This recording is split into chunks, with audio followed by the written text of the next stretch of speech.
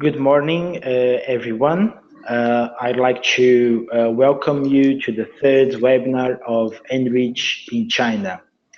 The topic of this webinar is EU-China Research and Innovation Collaboration, the European Perspective. As the title of this webinar shows, we'll be addressing the scientific and technological cooperation between European Union and China from the European perspective. This webinar comprises four presentations. The first one is an introduction to ENRICH in China service portfolio and will be done by myself. My name is André Barbosa. I'm a senior consultant at SPI, which is the entity leading the implementation of ENRICH in China. The second presentation will be provided by Dr. Michele Genovese from the Agency for the Promotion of European Research from Italy, APRE, and will be focused in describing major and key milestones and trends of these research and innovation cooperation between the two regions. The third presentation will be provided by George Panagopoulos from the Foundation for Research and Innovation from Greece, and will be focused on providing a general overview on funding opportunities interesting for this cooperation under Horizon 2020 program. The final presentation will be provided by Professor Odette Paramor from the University of Nottingham, Ningbo in China, and will be focused on the co-funding opportunities from the Chinese side to match opportunities for EU-China cooperation under Horizon 2020. I hope you all enjoy this webinar. And before going to the first topic of this presentation, I would like just to make a few comments on the operational aspect of this webinar. All of you which are participating in this webinar are allowed to put questions to the speakers, not verbally, but through written form. In the webinar platform, you see on your control panel one of the functionalities called questions, where you can click on it and then write your questions. At the end of the webinar, we are going to have a session dedicated to replying to those questions. Whenever you put a question, please try to identify, if possible, the person to which, or the speaker to which you are addressing that question. Another important note is that all the presentations that will be given in this webinar will be made available to you in the functionality called handouts, also in your webinar panel control. Having said that, I would like then to start my presentation, so to make a brief overview of ENRICH in China. So, ENRICH stands for the European Network of Research and Innovation Centers and Hubs. It's a European initiative funded through Horizon 2020, which intends to support the internationalization of European research and innovation towards targeted countries at the international level, namely to Brazil, to China, and to USA. So we have three centers: ENRICH in Brazil, ENRICH in China, and ENRICH in USA. ENRICH in China has three major goals: to connect and support European research and innovation organizations in China by providing services. So ENRICH in China is a service-based organization, and by providing those services, to reinforce the leadership of European research and innovation activities in China, and also to promote the cooperation between the European Union and China in terms of science, within science and technology domains. ENRICH in China is a network-based organization, which means that it works building upon existing networks and initiatives already in place in China and also in Europe, addressing this bilateral cooperation between the EU and China. The headquarters of ENRICH in China are located in the city of Beijing, within the facilities of the EU SME Center, which is a strategic partner of ENRICH in China. ENRICH in China also has an European office placed in Brussels, within the facilities of the European Business and Innovation Centers Network, EBN, which is a partner, of ENRICH in China. And the center is also relies upon several regional branches, what we call regional hubs. The first one is settled in Chengdu in China, within another partner of the center, the European Union Project and Innovation Center, UPIC.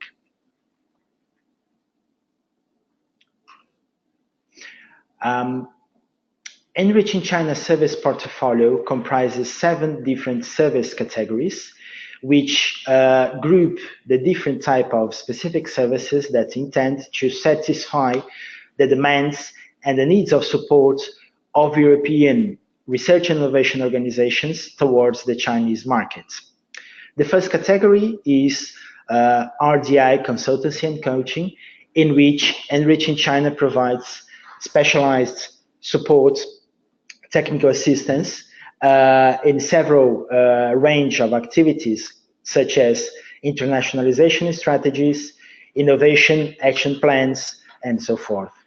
The second category of services comprises RDI intelligence, in which ENRICH in China provides information, quantitative data, and other sources of privileged information towards our clients in items such as landscape analysis, feasibility studies, technology watch, foresight analysis, and so on.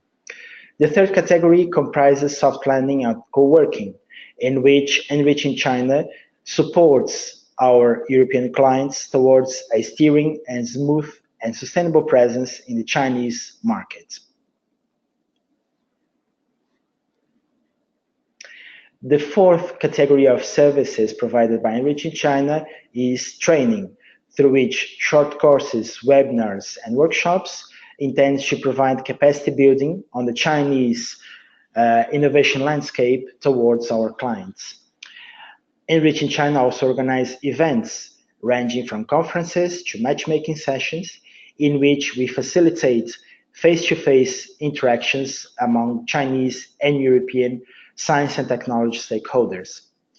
ENRICH in China also provides briefings in which updated and recent developments and trends on the EU-China Research and Innovation Cooperation, information on this topic is provided to our clients. And finally, ENRICH in China provides innovation support certification, in which research and innovation oriented organizations, both from Europe and China, receives the label of ENRICH in China, under which they will be able to provide services on our behalf, and to which we will refer our clients as, to these organizations, we will be referring our clients as reliable partners for your cooperation activities in China. This is the overview of our service portfolio, and to finalize my presentation, I would like to emphasize 3 short-term opportunities and services that we'll be providing. The first one is a call for soft landing zones that is open until the end of this month, until March 19th. Under this call, we would like to select European organizations placed in China or Chinese organizations, which could act as soft landing zones and thus provide soft landing and co-working services towards European organizations willing to have a steering presence in China. As I said, the call is open until the end of the month, To apply is very simple. You just need to fill in a questionnaire form and submit it to us. The second upcoming opportunity that I would like to emphasize is a workshop that ENRICH in China will be holding on April 19th in Brussels at EBN facilities, entitled Enrich Your Innovation and Business Potential in China. In this workshop, which will comprise theoretical and practical sessions, we would like to give an overview of the Chinese innovation landscape and major trends and recent developments. The participation has a registration fee. We have limited seats available, and until March 19th, we have a special early bids registration fee. The final opportunity that we would like to emphasize is the innovation tour to China that will be taking place from May the 6th to May 11th in the cities of Shanghai, Wuxi, and Chengdu in China, and which will be a thematic innovation tour. So focus on the fields of Industry 4.0 and Made in China 2025. There is also a registration fee or a participation fee associated to this tour. The major focus or the major goal of this tour is to facilitate the links between European stakeholders acting on the Industry 4.0 and on intelligent manufacturing towards Chinese organizations also acting within these fields, these domains, either as suppliers, as clients, or as partners. Please visit our website, enrich.china.enrichcenters.eu, to find additional information on these upcoming initiatives. Please do not hesitate in contacting us at china@enrichcenters.eu if you have any doubts about Enrich in China or about any of the upcoming activities, and please follow us on our social networks, in LinkedIn, Twitter, and WeChat. Thank you very much for your attention. I would like now to give the floor to Dr. Michele Genovese to make his presentation on EU-China Research and Innovation Cooperation and overview. Thank you very much. And Dr. Michele, please take the floor.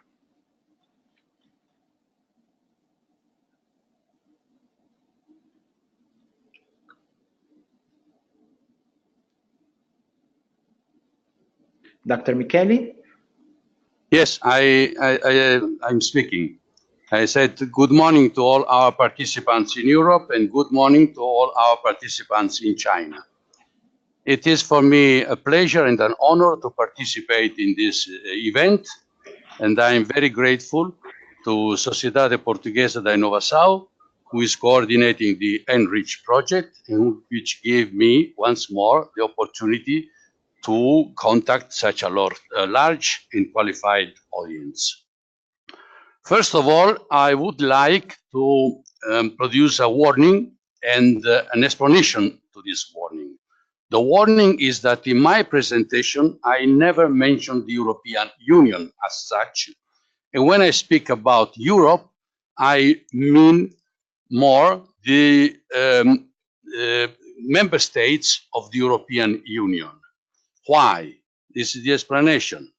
Because Chinese partners are, this is in general terms, are rather confused when they get in touch with the European Union and its member states, because they are confronted with an extreme large number of policies which are not often coordinated or synthesized by the European Union as such and by the Commission in specific terms. For this reason, I prefer to mention the member states' approach to science and technology cooperation with China, because what the Commission does under the directives of the Council of Ministers and the European Parliament is done in a systematic way. Unfortunately, this is not done often by the member states or some of them. And now let me start my presentation. Everybody knows the importance and the weight of China in the actual world concerning its huge production, because China is considered as the main industrial power in the world, its exports, and also the financial weight, because the huge revenue which derives from the production and the trade of the goods and services provided by China are reinvested in very often in financial markets with huge acquisitions. These results, these achievements, which have been implemented in the last 20 years, mostly, are find their strong basis in the achievements in science and technology and innovation, and in huge and significant steps forward achieved by China itself. I give here some figures which I don't repeat, but I would like to stress, just 1 second. I would like that China has achieved all this through very high standards of quality in its science and technology achievements. Now, the European potential partners, which are interested in initiatives on science and technology, or research and innovation in China, have made great efforts to promote all and join these vast and promising activities made by China. And many programs are open, Chinese programs are open to international stakeholders, and very often they are specifically dedicated to them. I would like to stress that very often the cooperation which China offers is done on a subject by subject, personal basis, by researchers and university professors or other people interested in this kind of activities. And these initiatives are off the records. In other words, universities and research centers in China dispose of forestries or hotels. They can provide accommodation. They just simply open up their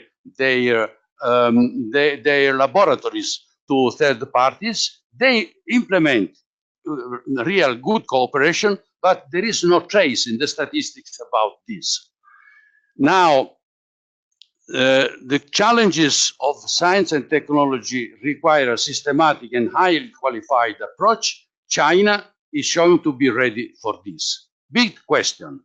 What about Europe? Is Europe ready to do that?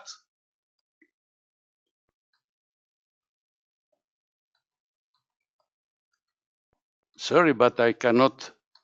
I move my. Okay.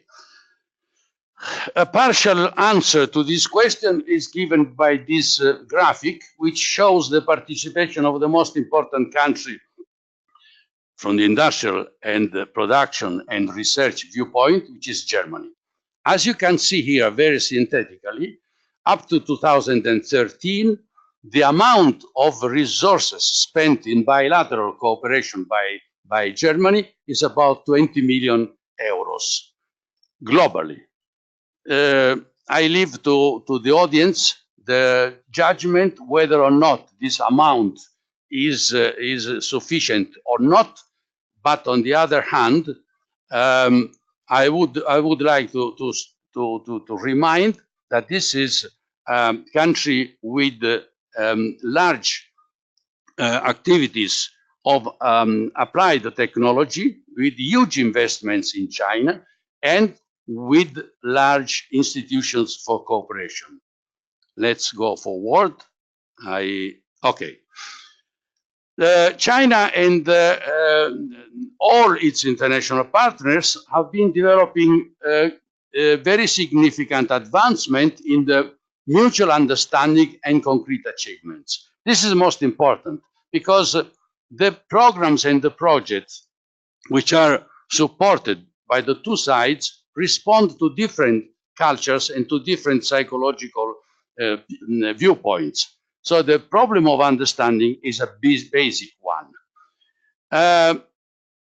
China has been developing in the last few years an extremely large number of initiatives and large amounts of funds allocated to support these initiatives. But concerning participation from countries, from the Western countries, especially from Europe, there are still difficulties concerning the large variety of platforms and programs, because in China there are the programs promoted by the Ministry of Science and Technology, but also by local authorities, municipal authorities, regional and provincial.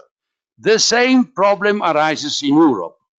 And the problem is still worse and still more complicated because these policies in Europe are national. So each country defends its national approach, and there is hardly a logic system of harmonization which should be required, or at least in a larger scale. Moreover, the complexity of the rules which concern the spending of public money in Europe is also a very serious issue and should be in some way requires simplification. Next slide.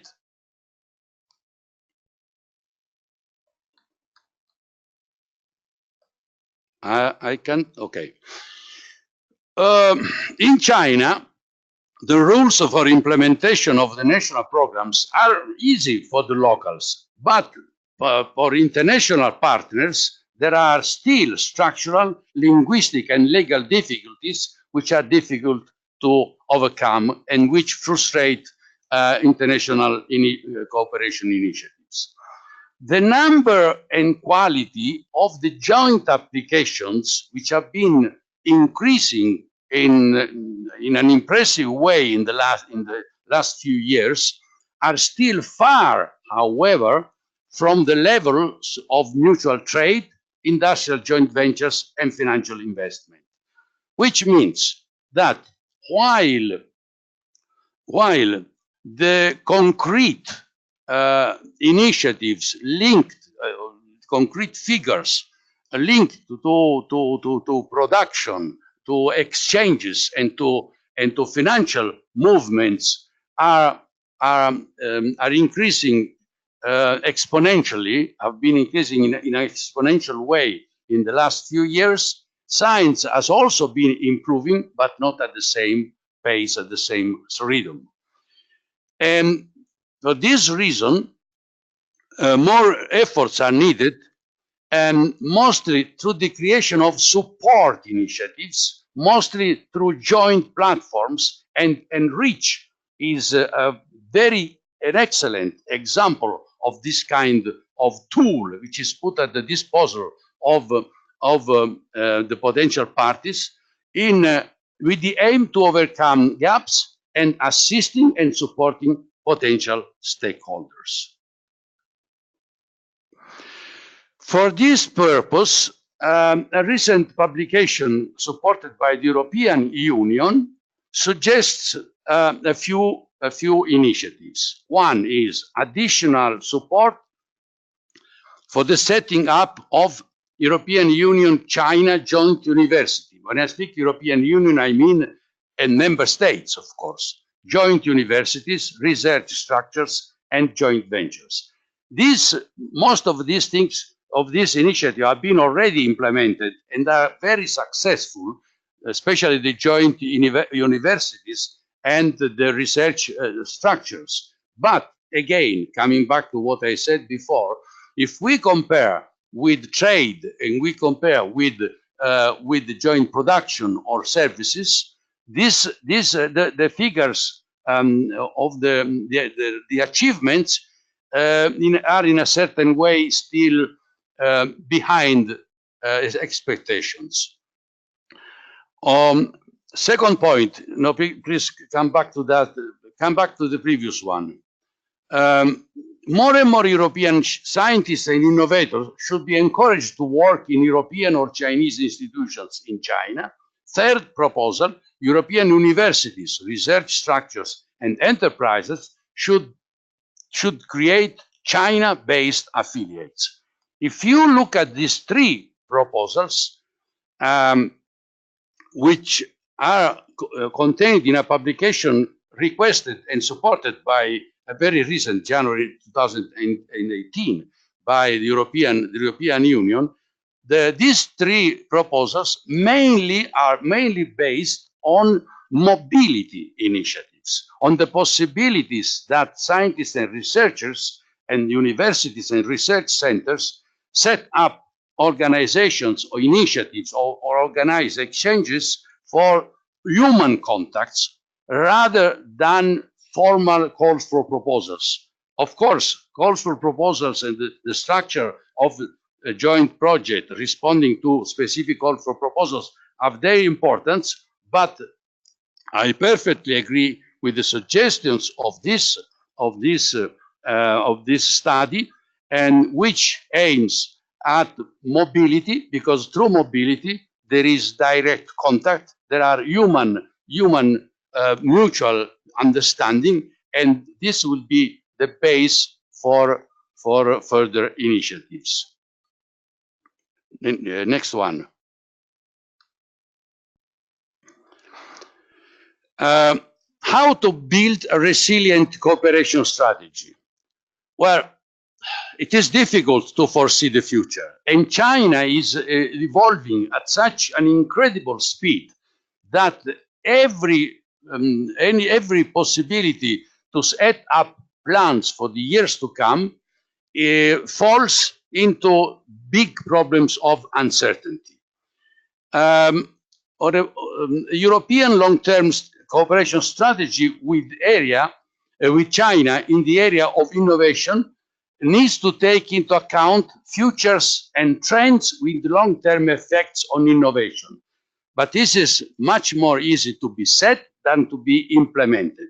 And for this, I repeat, the member states and the European Union with this bilateral, ongoing bilateral dialogue, systematic dialogue with China can provide important hints and contributions. Next one. Conclusions.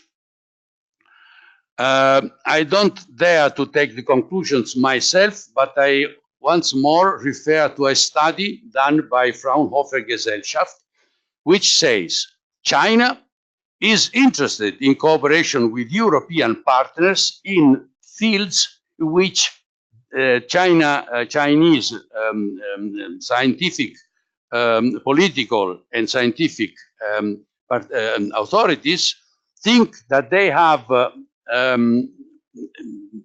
margins of gain through the access to European Union scientific expertise. And in this sense, the challenges of the Chinese science and technology and innovation system, based on these challenges, China could be interested in institutional and framework-related cooperation in order to access all the knowledge, methodological and practical, to improve the quality and efficiency of its own STI system.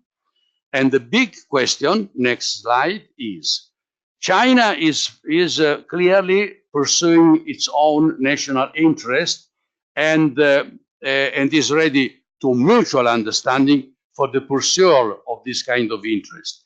Is Europe as a whole, I mean with all its member states, big and smaller, powerful and less powerful, is Europe ready And willing, I think, yes, but ready, I have doubts to meet in a mutual satisfactory way these challenging options. And this is the question with which I end my presentation.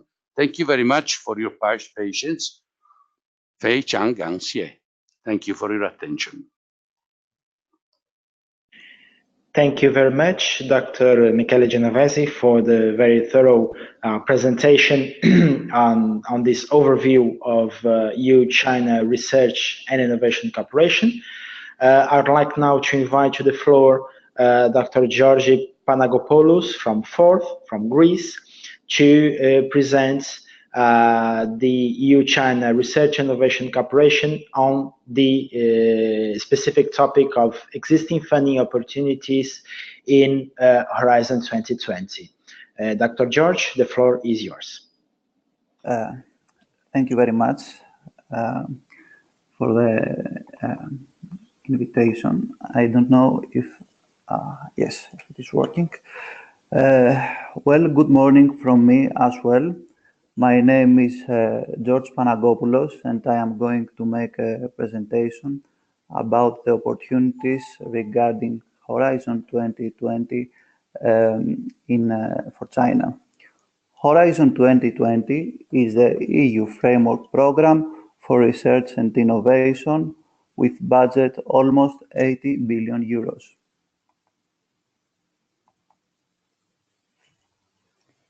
Horizon 2020 provides a platform which can facilitate universities, research centers, SMEs, or other organizations from Europe and China in order to collaborate.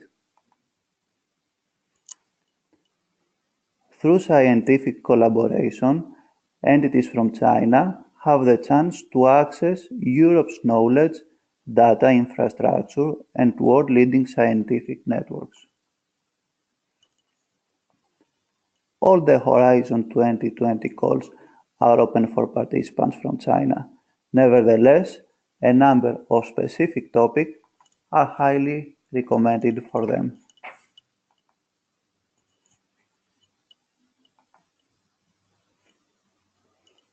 Exciting is the acronym of a project which is currently implemented in the framework of Horizon 2020. The aim of the project is to overcome existing obstacles and create more added value in the cooperation between EU and China in the field of Internet of Things and 5G.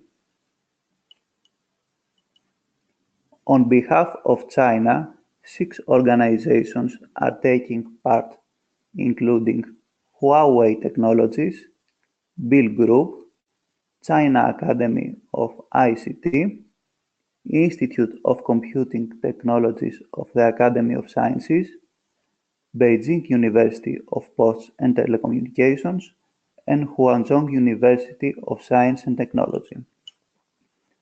From Europe, 8 more organizations participate. The project is coordinated by the company Martel Innovate from Switzerland.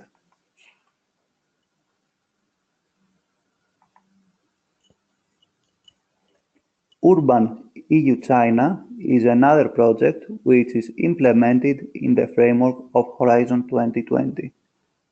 The aim of the project is to create an EU-China innovation platform on sustainable urbanization. On behalf of China, 5 organizations take part, including the China Center for Urban Development, China Academy of Urban Planning and Design, University of Nottingham, European Chamber of Commerce in China, and China Intelligent Cooperation Center for High Density Region.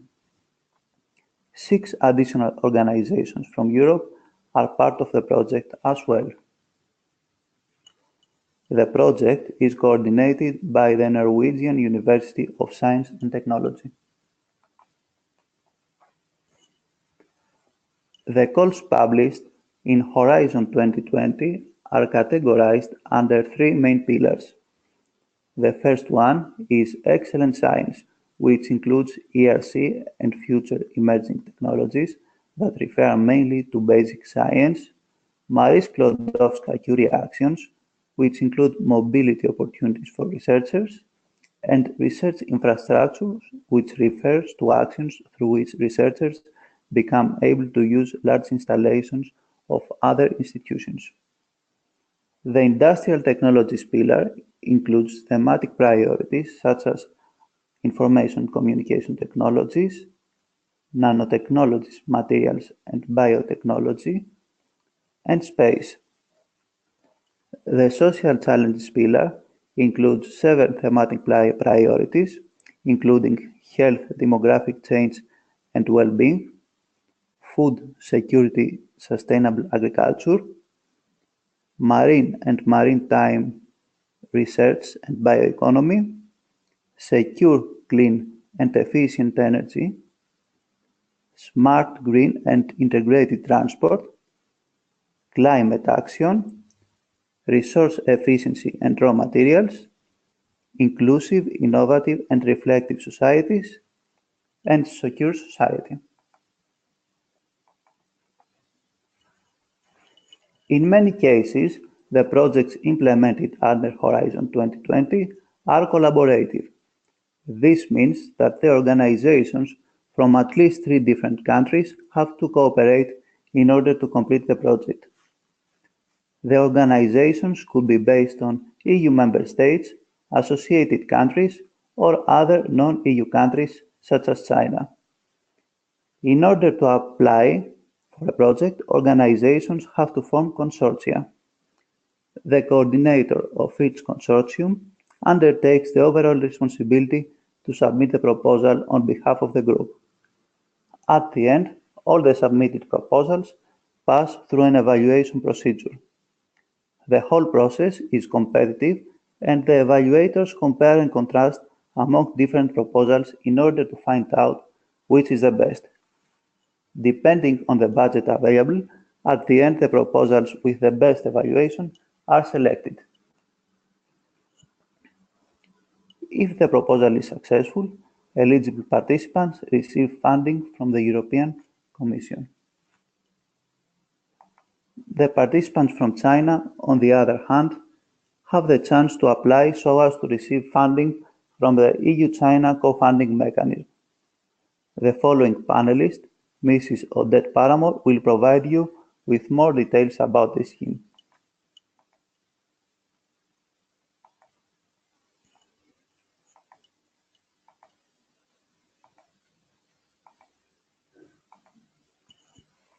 Three main types of action may be found in the Horizon 2020 calls which will be presented today. Research and innovation actions, which mainly refer to the development of new knowledge, innovation actions, which refer to activities that are closer to the market, and coordination and support actions, which have to do mainly with the coordination and networking activities.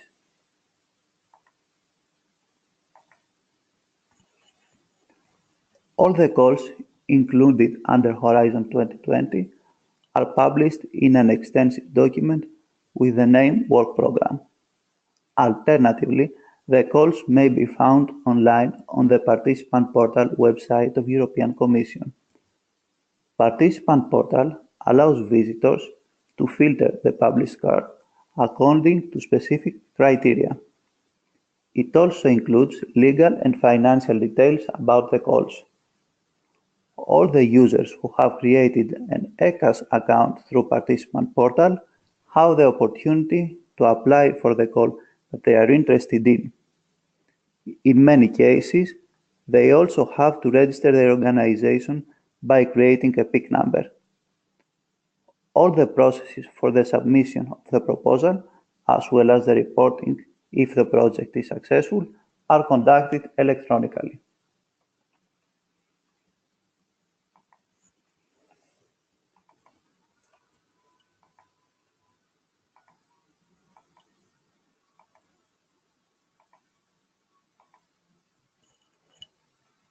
Currently, three main categories of opportunities exist for China under Horizon 2020. The calls, which come out under priority themes, are associated with flagship areas and have been developed by the European Commission in association with the Chinese counterparts. These calls are of high importance. There is also a number of calls which are targeting China, to which Chinese counterparts are encouraged to participate. Of course, all the calls of Horizon 2020 are open for participants from China.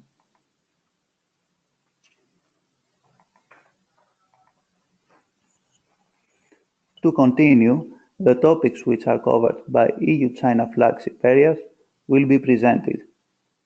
Regarding the opportunities that exist in the food, agriculture and biotechnologies area, there is a topic with title High-Quality Organic Fertilizers from Biogas.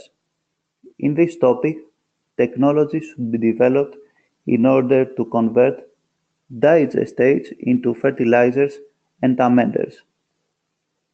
The deadline for those who intend to submit a proposal is on January 2019. The Commission considers that proposals requesting a contribution from the EU of up to €5 million would allow this specific challenge to be addressed appropriately. Nonetheless, this does not preclude that the submission and selection of proposals requesting other amounts. Contributions for Chinese participants will come in addition and will be made available by China. The second topic in this area has titled Integrated Approaches to Safety Controls Across the Agricultural Value Chain. The applicants who are interested in submitting a proposal for this topic should suggest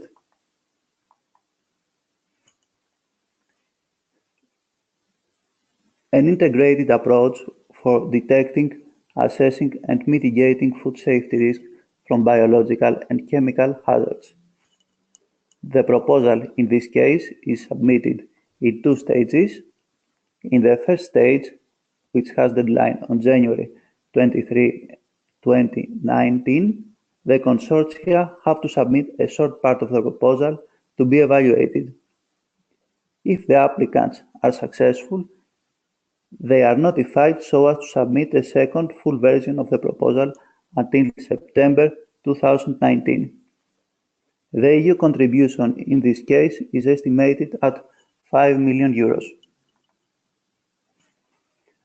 Finally, a topic with title Healthy Soils for Healthy Food Production will be published in the future.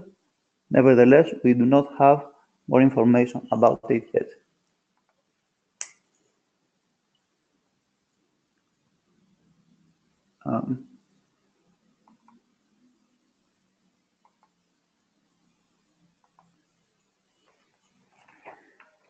In the field of biotechnologies with applications in environment and health, three topics are available. The first one, with title New Biotechnologies for Environmental remediation, requests for proposals that will develop environmental remediation strategies using microorganisms or alternative systems that require minimum external energy or chemicals.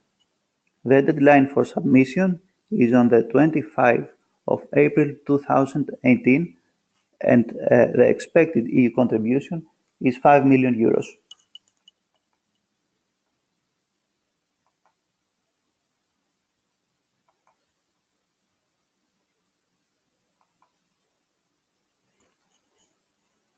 The second topic has title Microorganism Communities for Plastic Biodegradation, and calls for proposals that will develop environmental friendly and sustainable solutions so as to manage the waste of plastic mixtures. The deadline in this case is on April 24th, 2018, and the expected EU contribution is €5 million.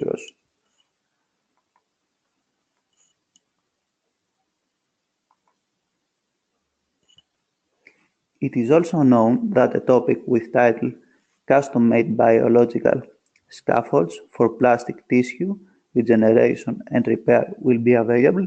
Nevertheless, we do not have information about that yet.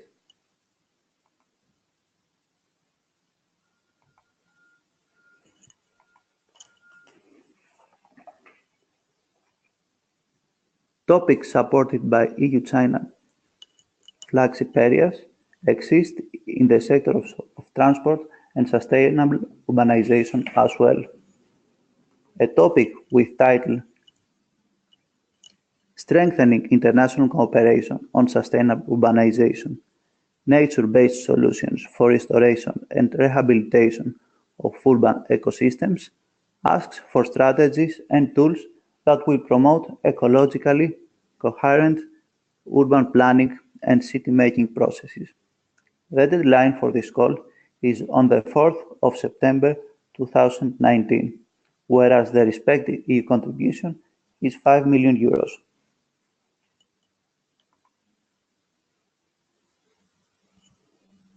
Another call with deadline on April 24, 2019, and EU contribution €2 to €3 million includes a topic with title Aviation Operations Impact on Climate Change.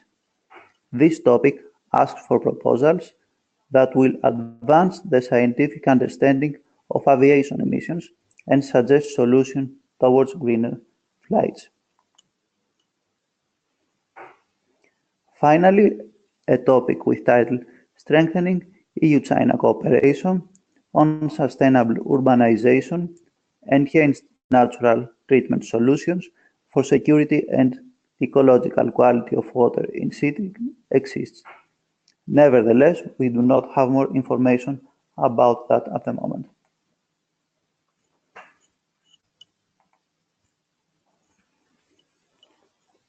Although the collaboration with counterparts from China is a priority in the previous cases, as referred, a number of additional Horizon 2020 topics encourage the cooperation with China as well.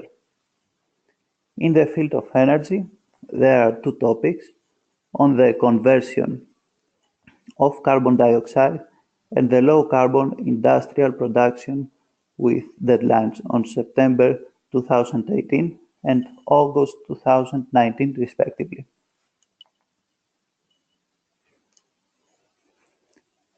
There is also a topic about climate with title Targeting Cryosphere, Uncertainty, Risks and Opportunities, with deadline on February 2019 for the first stage and September 2019 for the second.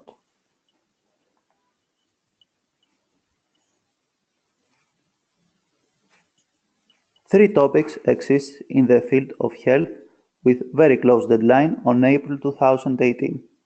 They are related to the strategic collaboration between EU and China in health, personalized medicine, and digital transformation on health.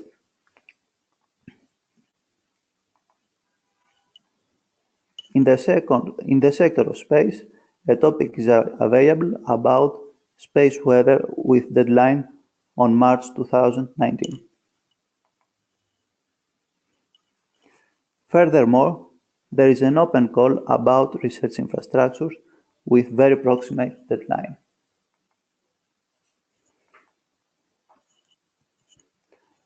To conclude, a number of mechanisms exist in order to support potential applicants.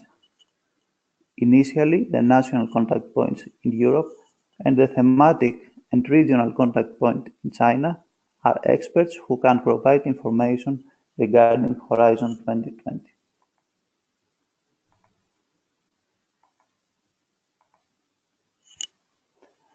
Enterprise Europe Network may support potential applicants so as to find partners from China or Europe in order to take part in collaborative projects.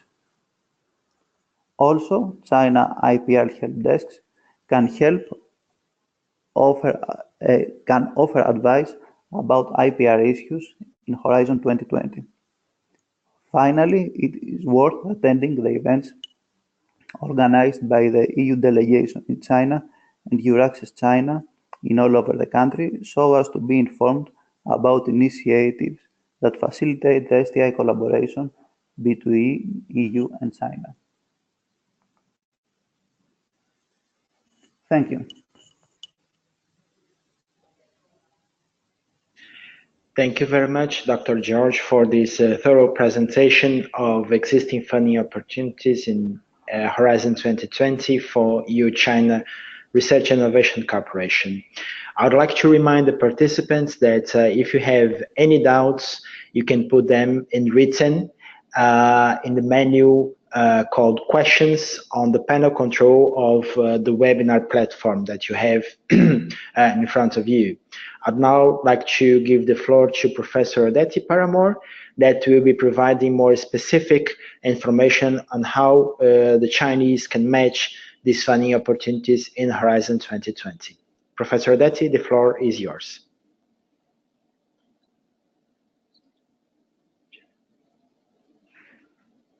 Hello, good afternoon, everybody. My name is Odette Paramor, and I'm based at the University of Nottingham's campus in China, in the city of Ningbo, which, for those of you who don't know it, is just south of Shanghai. I've been in China for the last 8 years now, and I've been involved with 4 European projects whilst here, and I've been involved with one most co-funding project for Horizon 2020. So I have a little bit of experience in this area, and I'm hoping to share that with you today,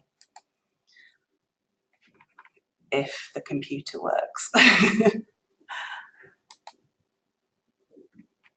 Right, so to begin with, Chinese partners are welcome to participate in all Horizon 2020 calls, as we've mentioned previously. I've categorized the calls into 3 main groups. As George has just mentioned, there are the priority areas which have been developed by the European Commission with their Chinese counterparts. There are the Horizon 2020 topics which target China, which mention that they want Chinese participants, but which haven't involved the Chinese counterparts. They've been developed by the European Commission. And then there are all other Horizon 2020 calls.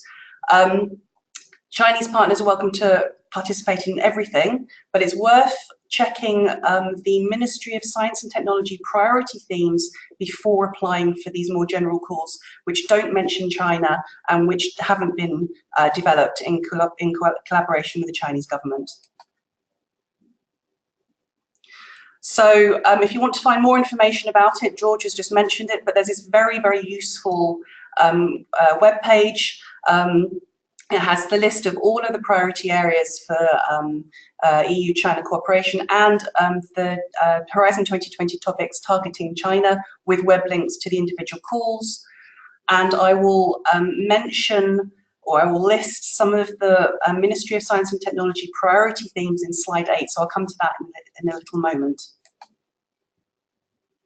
So in terms of the funding, research and innovation cooperation between China and Europe is based on the principle of equality and mutual benefit. What this means in practice is that Chinese partners are not automatically eligible for European funding to participate in Horizon 2020 projects. This means that we have to look at Chinese funding opportunities instead. And there are several funding mechanisms which have been established to support this. The first, is the Ministry of Science and Technology, MOST, Horizon 2020 co-funding mechanism. This was developed to support Chinese partners in general, to support their engagement in Horizon 2020. But certain areas will be treated preferentially by this through this call. There is a new funding mechanism from the Ministry of Industry and Information Technology, MIIT, and this was established to support Chinese partners to participate in one specific aviation call. And then another new funding program is from, if it's going to come through, is from the is from the National Natural Science Foundation of China, the NSFC. The NSFC is almost like the Research Council for China. And they have produced a new co-funding program to support 3 calls which will be coming out in environmental biotechnology and technologies for global healthcare. And then finally, Chinese partners do not necessarily have to apply to any of these programs. They can use their own sources of funding. So if they have a key lab, for instance, or if they have a provincial level fund or a municipal level fund, they can also use this funding to participate in Horizon 2020. So they don't have to go through one of the mechanisms I'm going to talk about next. So I'm going to go into a little bit more detail about the various mechanisms which have been established to support Chinese participation in Horizon 2020. Starting off with the Ministry of Science and Technology co-funding mechanism. The information I'm going to present here is based on previous year's information because this year's call has not yet been released. It will be released later on this month or early next month, hopefully. But that ENRICH in China will be delivering a webinar specifically in this area in May 2018. So if there are any Chinese partners who specifically want information about the most co-funding mechanism, we will do something for them later on this month after, in a couple of months' time after the call has been announced.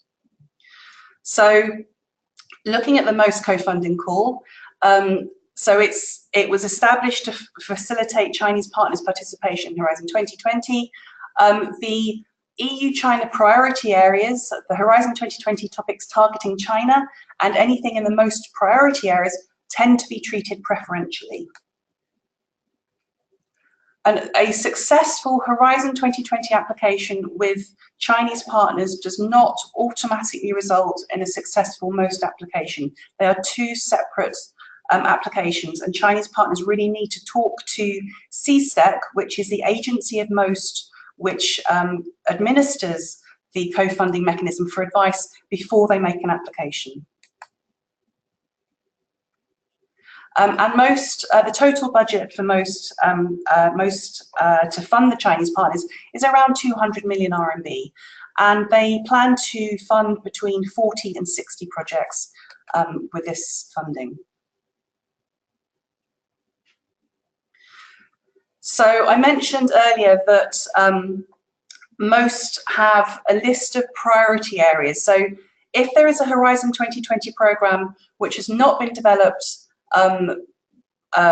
between the European Commission and their Chinese counterpart, or is a Horizon 2020 call which does not specifically mention it wants Chinese partners, if it covers any of these areas, these priority areas for the Ministry of Science and Technology, it is also well worth applying to this co-funding mechanism. But go and talk to CSTEC first before you make the application. So the 9 priority themes for most co-funding, which are not labelled under the, specifically labelled for China under the Horizon 2020 work programme, are the new generation information technology, so new generation information networks, intelligent and green manufacturing, safe, clean and efficient modern energy, advanced, effective, safe and convenient health, marine equipment, space, new materials, large science facilities research and public security. So the most important thing to realise about the most co-funding mechanism is that most funding follows most application guidelines. So first off, Chinese partners must be eligible for most funding and must be registered with them. And partners can include universities, research institutes and companies. In terms of making the application to most, if you have a group of Chinese partners, then only one Chinese partner needs to make the application on behalf of all the others. And the application must be made in Chinese, and it's not identical to the Horizon 2020 project submitted, although you do also have to include an English copy of your Horizon 2020 application too. But it's a different project, it's in Chinese, and it follows most funding guidelines. And one of the other eligibility rules is that the lead partner, whoever's making the application, they must hold a senior title or a PhD and be born after the 1st of January 1957.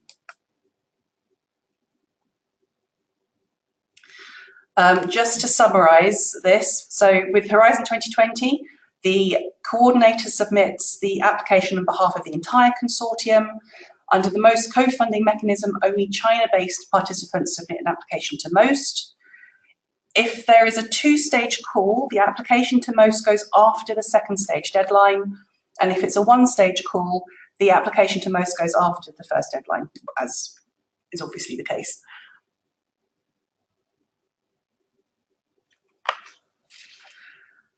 In terms of the application form, it's very normal for most application. There will be a lot of focus on the innovations, on any planned innovation, well, planned as far as it is possible.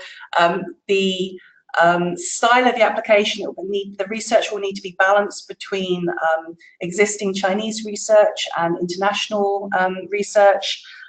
They will pay a lot of attention to things like intellectual property rights and how that will be organised within the project.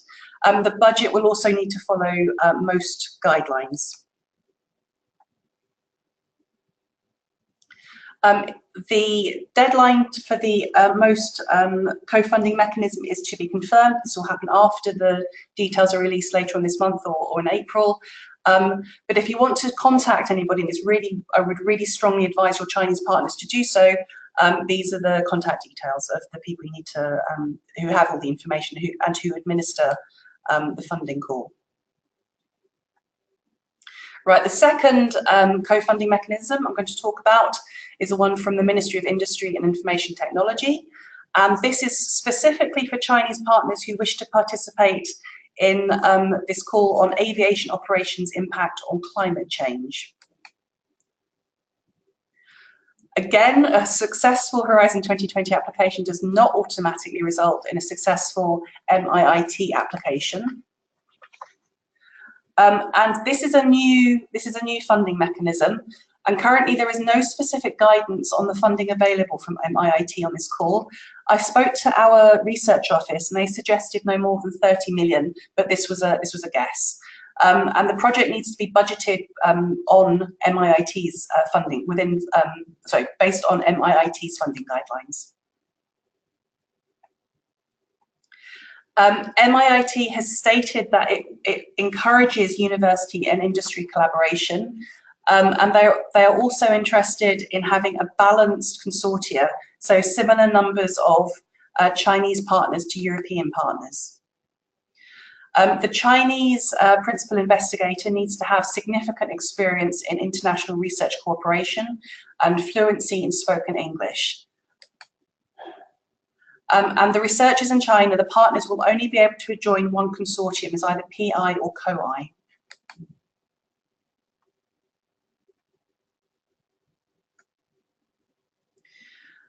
Again, this is a fairly standard application. There'll be the application form, which I'm going to show you in a moment.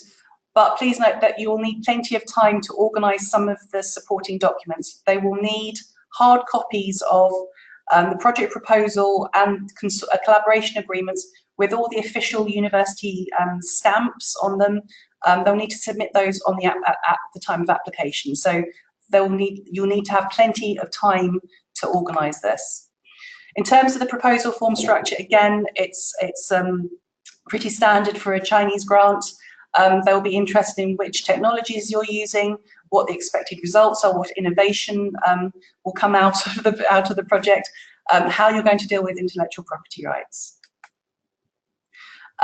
The deadline to MIIT and the deadline to the EU is the same. It's the 24th of April 2019, and this is the lady you need to contact for further information. And then finally, I'm going to move on to the Natural Science Foundation of China, NSFC. This again is a new funding mechanism. They have stated that they will support Chinese participation in 3 specific calls, one of which is coming out this year, one next year, and one in 2020. So I'm going to talk primarily about this new biotechnologies for environmental remediation. The NSFC is probably it's the co-funder for most European and international grants at the moment. So they've stated that the project to the NSFC it needs to be a 4-year project. They will fund 15 million RMB in total and 5 RMB per sub-project.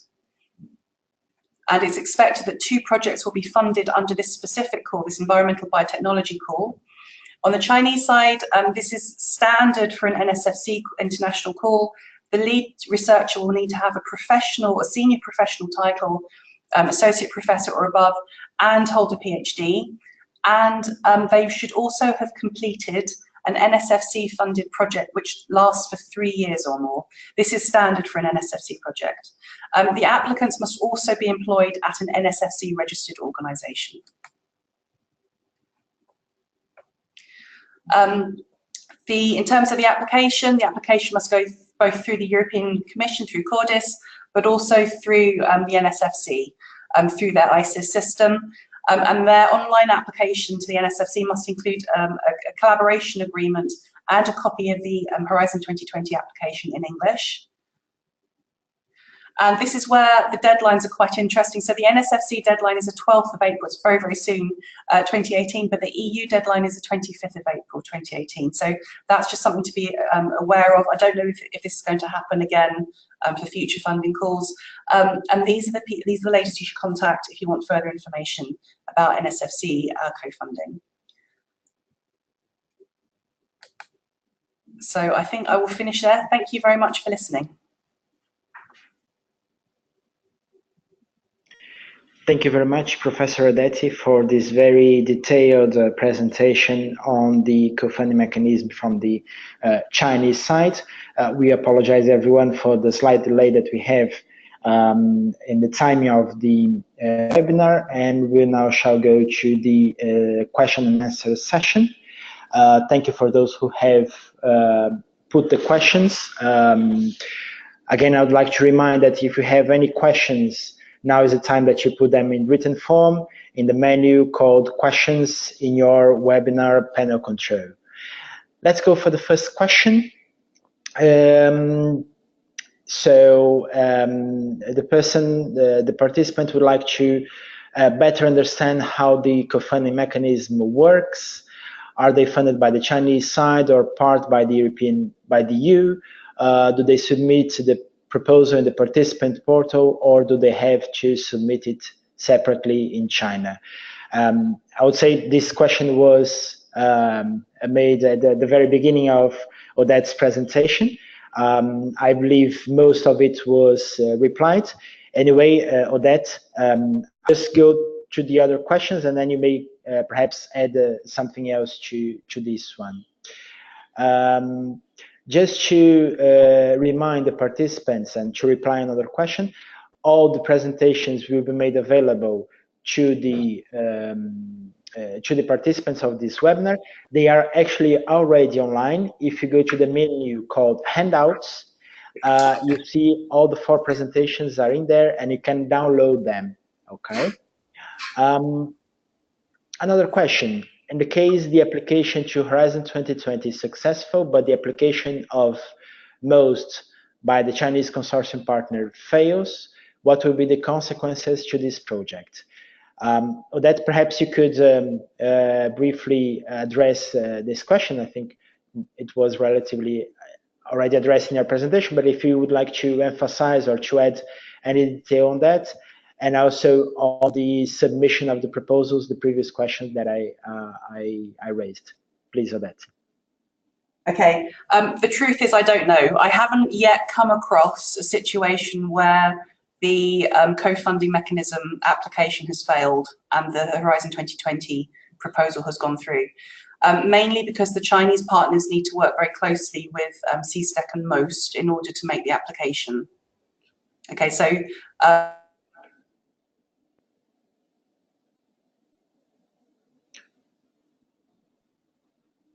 Odette, are you there? I think we lost you.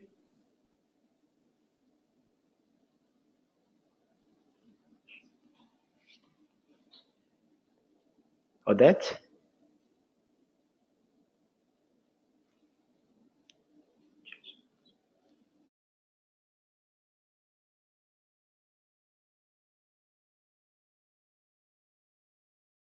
Yes, Odette?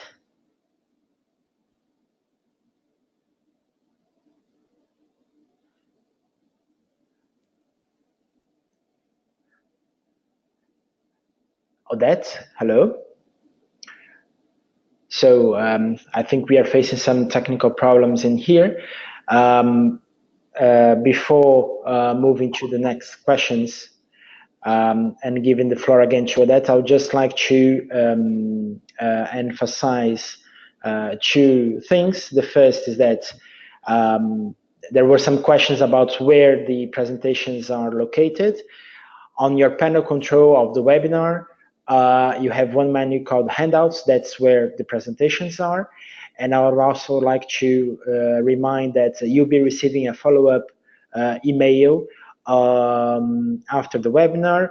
Also indicate where the recordings of this webinar will be available, and also with an evaluation questionnaire to which we would kindly ask you to reply to say your opinion about this webinar.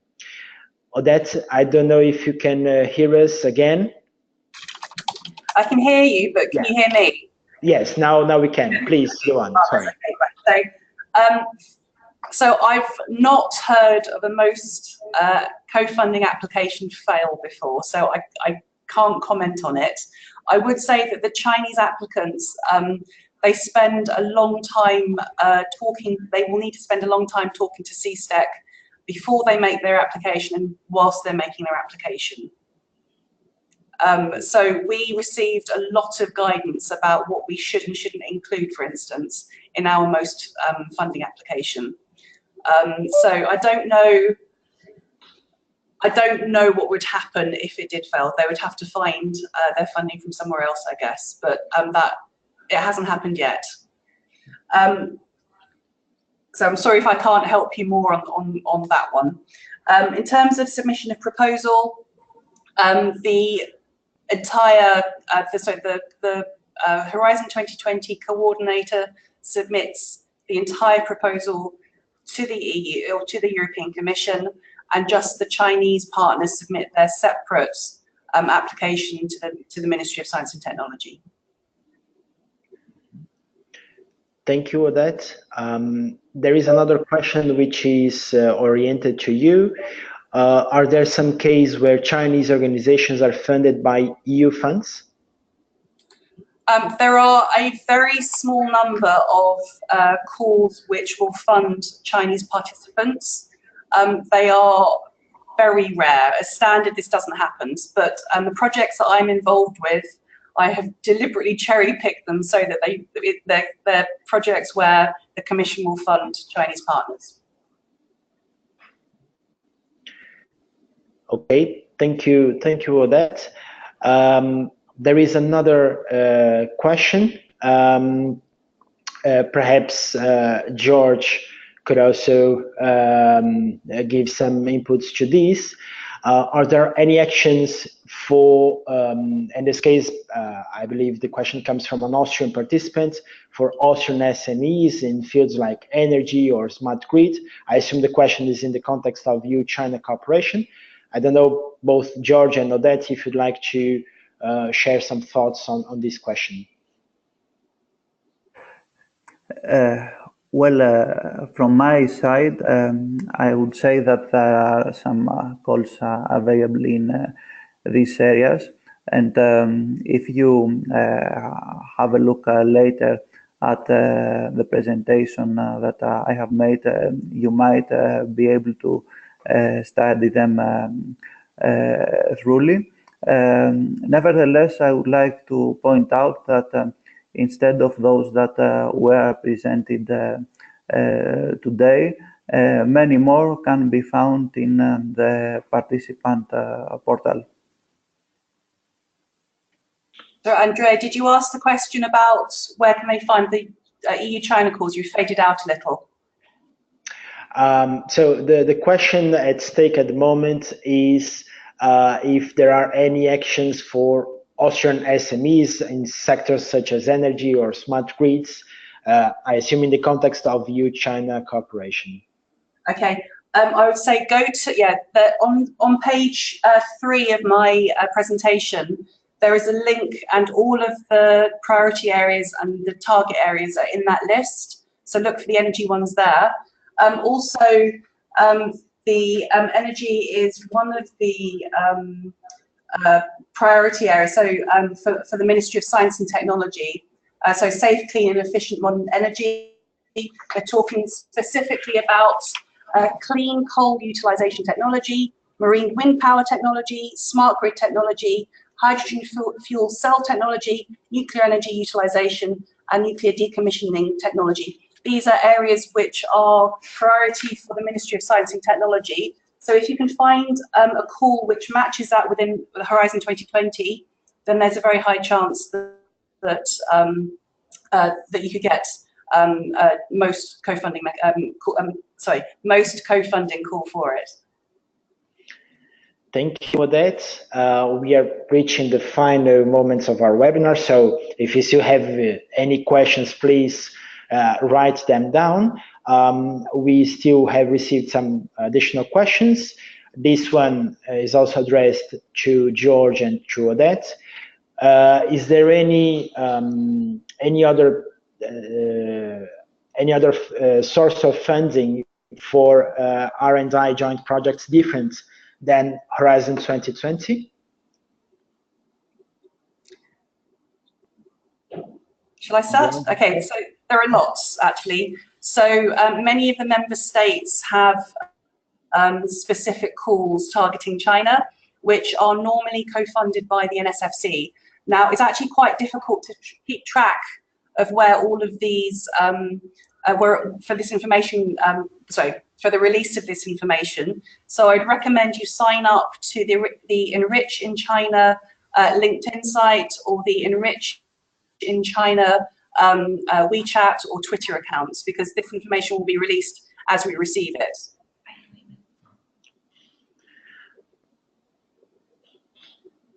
Okay, thank you. That's George. Yes, I totally agree with Odette.